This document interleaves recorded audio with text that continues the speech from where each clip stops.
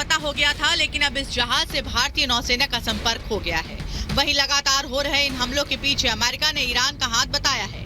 Pentagon की तरफ से एक बयान जारी किया गया और कहा कि अरब सागर में एक जहाज पर ड्रोन से हमला हुआ। जिस ड्रोन का इस्तेमाल किया गया वो ईरानी ड्रोन था और इसके जरिए भारत के केमिकल टैंकर को निशाना बनाया गया। वहीं ईरान अमेरिका के आरोपों पर भड़क गया है। उसने आरोपों को खारिज किया और कहा कि हूती की तरफ से जो हमले किए जा रहे हैं उसमें ईरान और ईरानी सैनिकों का कोई हाथ नहीं है। साथ ही ईरान ने हूतियों को हथियार देने से भी इनकार किया है और कहा है कि ये एक इंटरनेशनल चुनौती है जो सामूहिक कार्रवाई की मांग करती है। ये जो हूदी हैं, ये जो आतंकी संगठन है जो ईरान बैक्ड है, यमन में है, और ये रेड सी से जो भी शिपिंग जा रहा है, स्पेशली कमर्शियल शिपिंग, उनका कहना है कि वो जो गाज़ा पट्टी के ऊपर जो इजराइल हमला कर रहा है उसके बरखिलाफ ये कार्रवाई हो रही है। तो वो चाहते हैं कि जो रेड सी के द्वारा जो मर्चेंट शिपिंग है उसको किसी भी तरीके से अफ्रीका के द्वारा भेजा जाए जहाँ पे और खर्चा होएगा मर्चेंट शिपिंग का। हूती विद्रोही ईरान की शह पर कूद रहे हैं। ईरान को रशिया साथ दे रहा है, रशिया चाइना को अपना दोस्त समझ रहा है।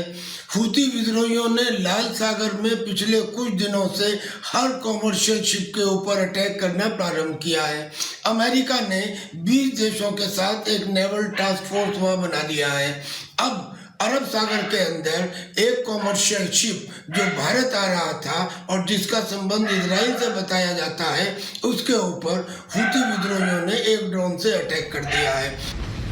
बताया जा रहा है कि जहाज का इजराइल से संबंध है। इजराइल हमास के खिलाफ युद्ध लड़ रहा है। हमास को हूती और ईरान का साथ मिल रहा है। अब ऐसे में ईरान भले इन हमलों में हूती का साथ ना देने की बात कह रहा हो, लेकिन ईरान हमेशा से हूतियों की पैसों और हथियारों से मदद करता रहा है। Bureau report, Republic Bharat.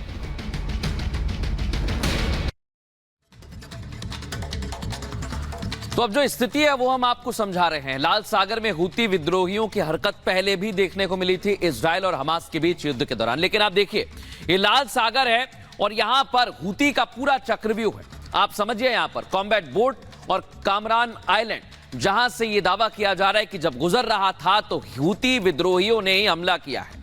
और हूती विद्रोहियों के पास यह भी जानकारी है कि छोटी छोटी नाव है जिससे ये गुजरते हैं। ये देखिए आप, मिसाइल लॉन्च पैड भी इन्होंने बना रखे और बड़ी और अहम बात ये कि ड्रोन लॉन्च पैड भी इनके पास हैं। तो ये इससे साबित होता है कि इनको भी किसी की मदद मिल रही है, क्योंकि यमन में हूती लड़ाके विद्रोह के लिए खड़े हुए थे, लेकिन अब उनकी लड़ाई और ज्यादा आगे बढ़ रही है। विशेष तौर पर लाल सागर जो आप देख रहे हैं, यहां पर ये अपना दबदबा कायम करने की कोशिश कर रहे हैं और इसी वजह से इन पर नजर बनी हुई है।